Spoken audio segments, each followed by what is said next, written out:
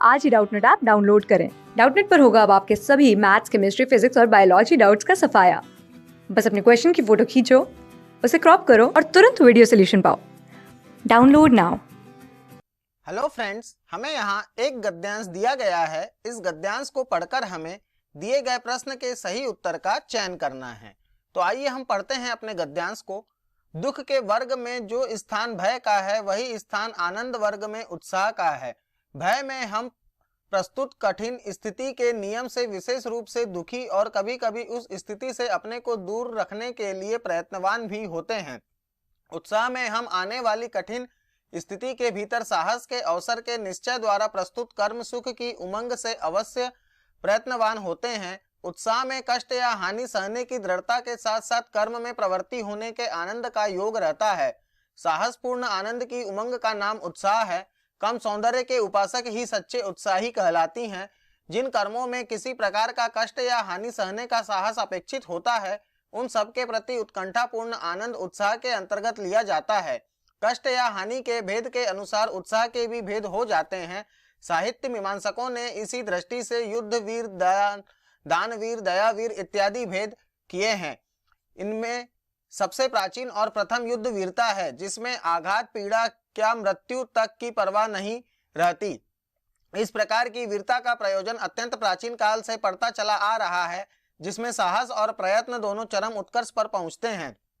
पर केवल कष्ट या पीड़ा सहन करने के साहस से ही उत्साह का स्वरूप स्फुरित नहीं होना, उसके साथ आनंदपूर्ण प्रयत्न या उसकी उत्कंठा का योग चाहिए।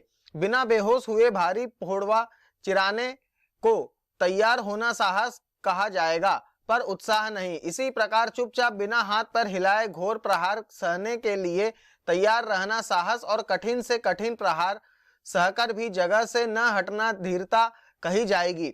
ऐसे साहस और धीरता को उत्साह के अंतर्गत तभी ले सकते हैं जबकि उत्साह का दर्शन होता है। केवल कष्ट सहने के लिए निश्चेष्ट साहस से नहीं, धृति और साहस दोनों का उत्साह के बीच संचरण होता है। उपयुक्त गद्यांश में हमें बताया गया है कि किस प्रकार वीरता में हमें उत्साह और धैर्य दोनों ही बनाए रखना चाहिए। इसमें हमें दुख और सुख के विषय में भी बताया गया है। इस गद्यांश से संबंधित प्रश्न पूछा गया है, जिन कर्मों में किसी प्रकार का कष्ट या हानि सहने का साहस अपेक्षित होता है उन सब के प्रति उत्कंठापूर्ण आनंद उत्साह के अंतर्गत लिया जाता है। इस वाक्य में क्रिया के रूप में किस काल का बोध होता है? इसके हमें 4 उत्तर दिए गए हैं। पहला उत्तर दिया गया है सामान्य भूतकाल, दूसरा उत्तर दिया गया है सामान्य वर्तमान काल, तीसरा उत्तर दिया गया है अपूर्ण वर्तमान काल और चौथा उत्तर दिया गया है अज्ञार्थ वर्तमान। वाक्य को अगर हम पढ़ें तो वाक्य में दिया गया है, जिन कर्मों में किसी प्रकार का कष्ट या हानि सहने का साहस अपेक्षित होता है उन सब के प्रति उत्कंठापूर्ण आनंद उत्साह के अंतर्गत लिया जाता है।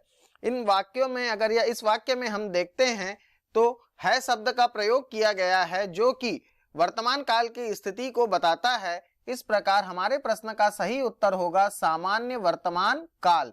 क्या होगा इस वाक्य में? काल, सामान्य वर्तमान काल। धन्यवाद। क्लास 6 से 12 से लेके नीट, IIT, JEE मेंस और एडवांस के लेवल तक 10 मिलियन से ज्यादा स्टूडेंट्स का भरोसा। आज ही डाउनलोड करें डाउटनेट ऐप या व्हाट्सएप कीजिए अपने डाउट्स 8400 400 400 पर।